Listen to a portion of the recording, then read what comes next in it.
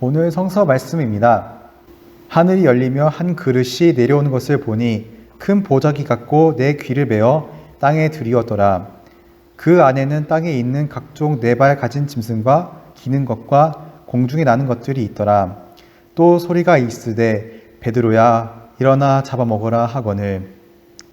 할렐루야. 성도님들 그동안 잘 지냈습니까? 저는 요 근래 신기한 것을 계속 보고 있었습니다. 최근에 우리나라에서 유명한 드라마 있는데 오징어 게임이 있습니다. 이 오징어 게임이 전 세계에 히트친 것을 보고 있었습니다. 네덜란드 암스테르담, 뉴욕의 거리에서 오징어 게임이 나오는 여러 장면들을 따라하는 것을 보니 정말로 신기했습니다. 이 거리에서 무궁화꽃이 피었습니다. 딱지치기, 달고나를 만드는 것을 보니 정말로 기분이 오묘했습니다. 이렇게 문화가 주는 요소가 정말로 대단한 것을 새삼 알게 되었습니다. 오늘 설교 제목이 목소리 게임이라고 했을 때 많이들 의아하셨을 겁니다. 최근에 저는 오징어 게임 대신에 SF 영화와 소설들을 읽었습니다.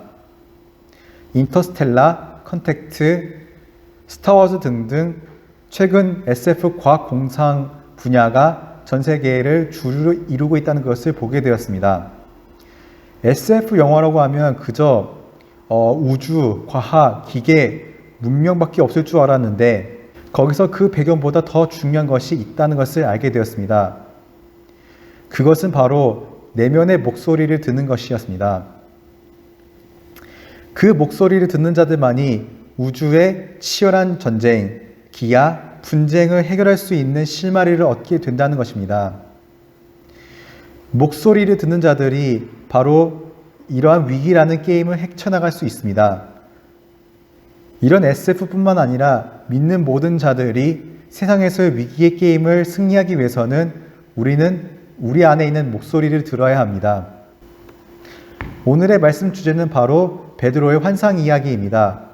먼저 베드로의 환상 이야기를 이야기 전에 알아야 할 사람이 있습니다. 그 사람은 바로 고넬료입니다. 이 고넬료는 로마의 백부장이고 다른 로마인들과 달리 하나님을 믿는 사람이었습니다. 어느 날 하나님은 사자를 보내어 고넬료에게 베드로를 찾아가라고 말씀하셨습니다. 이 베드로를 통하여 성령의 역사를 체험한 것이 바로 하나님의 계획하심이었습니다. 고넬료가 사람 보낼 때 베드로도 동시에 환상을 체험하였습니다. 그런데 베드로의 환상은 고넬료의 환상과 좀 많이 달랐습니다.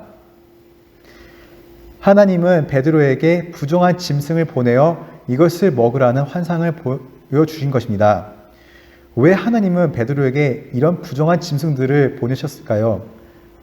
이런 상황을 알기 이전에 우리는 1세기의 팔레스타인 상황을 알아야 될 것 같습니다.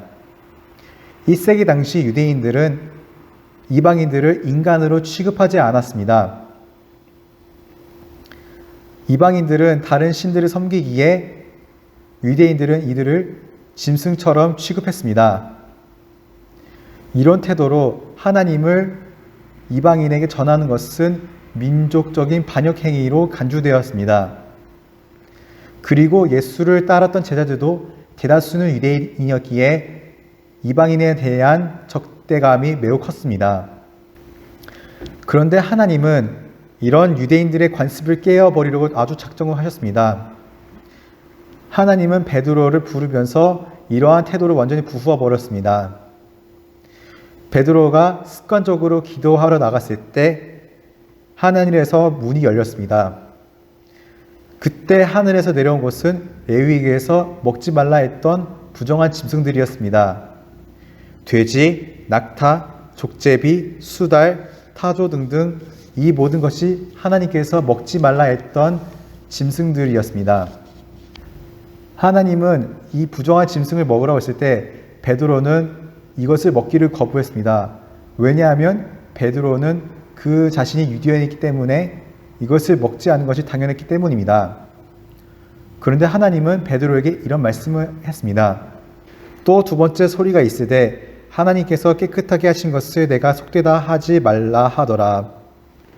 하나님은 이 부정한 음식을 먹으라고 했습니다. 이렇게 되면 레위기에서 정했던 말씀을 스스로 폐기하게 된 것입니다.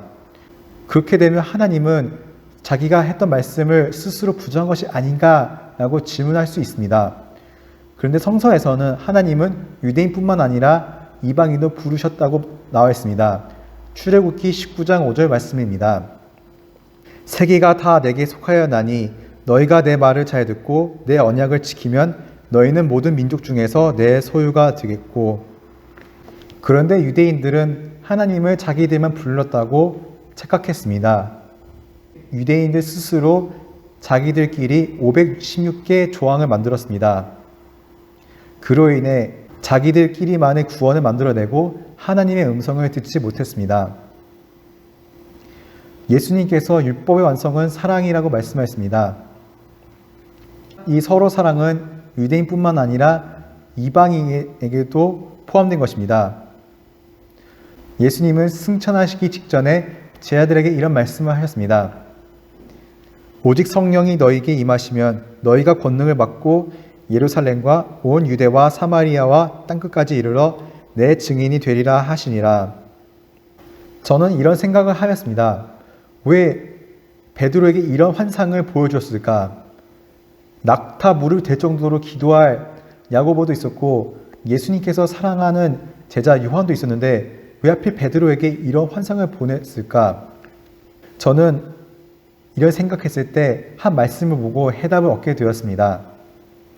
이튿날 그들이 길을 가다가 그 성에 가까이 갔을 그때 베드로가 기도하려고 지붕에 올라가니 그 시각은 제6시더라. 고넬료가 베드로에게 보냈을 때 베드로는 기도의 자리에 있었습니다. 저는 이것을 보고 베드로가 참 많이 변화했다고 생각했습니다. 십자가에 못 박히기 직전에 예수님은 베드로에게 기도해달라고 부탁했지만 베드로는 기도하는 대신에 잠을 자고 말았습니다. 그 때문에 베드로는 예수님을 3번 부인하고 말았습니다. 하지만 고넬료와 만날 때 베드로는 잠을 자지 않았습니다. 베드로는 깨어서 기도를 하고 있었습니다. 깨어서 기도하는 중 하나님께서 베드로에게 환상을 보여주셨습니다. 뿐만 아니라 고넬료가 보낸 사자들이 왔을 때 성령께서는 베드로에게 의심하지 말고 따라가라고 말씀하셨습니다. 이때 베드로는 성령의 말씀을 듣고 그 사람들 따라가 이방인을 전도할 수 있는 역사를 만들었습니다. 성령의 음성으로 자기 안에 있는 편견을 깨트릴 수 있었습니다. 말씀입니다. 베드로가 입을 열어 말하되 내가 참으로 하나님은 사람의 외모를 보지 아니하시고 각 나라 중 하나님을 경외하며 의를 행하는 사람은 다 받으시는 줄 깨달았도다. 이런 기도와 음성 때문에 베드로는 하나님께서 역사하시는 자리에 설 수 있었습니다. 또 예수님께서는 베드로뿐만 아니라 오늘 믿는 우리에게 이런 말씀을 하셨습니다. 내가 진실로 진실로 너희에게 이르노니 나를 믿는 자는 내가 하는 일을 그도 할 것이요 또한 그보다 큰 일도 행하리니. 우리는 이런 말씀을 수도 없이 들었습니다. 그러나 우리는 들은 만큼 신앙의 역사를 잘 체험하지 못했다고 느껴집니다. 어떻게 해서 베드로는 잠자는 사람에서 기도하는 사람을 되어 있을 수 있을까요? 이런 영적인 무감각을 극복하기 위해 우리가 할 수 있는 것이 무엇일까요? 잠자는 사람에서 기도한 사람으로 변하기 위해서는 우리는 먼저 하나님과 친밀해져야 합니다. 하나님과 친밀해지기 위해서는 우리는 영적인 어두운 밤을 겪어야 합니다. 이 어두운 밤이란 스페인의 십자가 성 요한이 처음 말했던 것입니다. 그는 스페인 교회에 대해 개혁을 외쳤던 사제입니다. 하지만 그는 반제자들 때문에 11개월 동안 어두운 독방에 갇혔습니다. 그럼에도 불구하고 그는 하나님을 더 깊이 만날 수 있었습니다. 그는 슬픔과 어둠을 통해서 역사하시는 하나님을 체험하였습니다. 우리는 왜 어두운 밤을 겪어야 할까요? 영적인 순례길을 가다 보면 어느 순간에 하나님께서 그 사람을 초보적인 단계에서 영적인 성숙 단계로 올라가기를 원하십니다. 바로 그 단계에서 그 사람은 신앙적인 훈련에 힘을 쓰게 되고 그의 영적인 생활은 더 깊어지게 됩니다. 어두운 밤을 겪게 되면 우리는 그 이전에 신앙생활했던 기쁨을 모두 잃어버리게 됩니다. 그런 일이 생기는 것은 바로 하나님께서 더 높은 차원의 믿음을 보이시기 위함입니다. 영성 생활을 하다 보면 제일 위험한 것이 있습니다. 그것은 바로 영적인 자아 도취입니다. 이 도취는 영적인 생활을 하다 보면 열심히 하는 자기 자신에 집중을 하게 되는 그런 현상입니다. 이렇게 되면 하나님보다 영적인 자기 자신에게 집중을 하게 됩니다. 이것이 바로 영적인 교만입니다.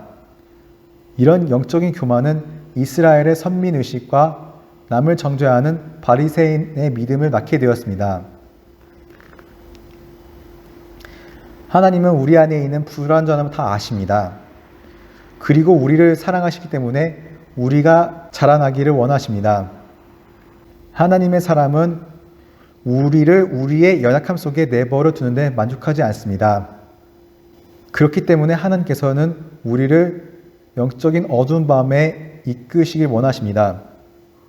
하나님께서는 우리의 육신적인 쾌락을 떼어놓기 위해서 때로는 메마른 시기와 영적 어둠 시기를 허락하십니다. 그렇게 함으로써 하나님은 이 모든 죄악을 없앨 수 있고 또 우리 안에 있는 선을 창조할 수 있습니다. 어두운 밤을 통해서 교만이 겸손이 되고 탐욕이 소박함이 되고 분노가 만족이 되고 사치가 평안이 되며 탐욕이 절제가 되며 시기가 기쁨이 되며 나태함이 강건함으로 변할 수 있습니다. 하나님께서 어두운 밤을 통해서 그 영혼 속에서 소극적으로 일하시지 않으면 어느 누구도 깊이 있는 영적 생활을 할 수 없게 됩니다. 이렇게 영적인 메마른 시기에 필요한 것이 있습니다. 그것은 바로 그럼에도 불구하고 우리 안에 있는 계시는 하나님을 믿는 것입니다. 성서 말씀입니다. 너희는 너희가 하나님의 성전인 것과 하나님의 성령이 너희 안에 계시는 것을 알지 못하느냐. 이처럼 하나님은 영적인 어두운 시간에 하나님을 더 의지하시기를 원하십니다. 때로 우리는 실수할 때가 너무 많습니다. 그럼에도 불구하고 하나님은 우리에게 솔직하게 하나님께 의지하기를 원하십니다. 이런 어두운 기간에 우리의 영성이 자랄 수 있습니다. 성도님들, 우리의 영성이 어두운 기간을 거쳐 더 영적인 성장을 이루어서 목소리 게임에서 이기기를 기원하겠습니다.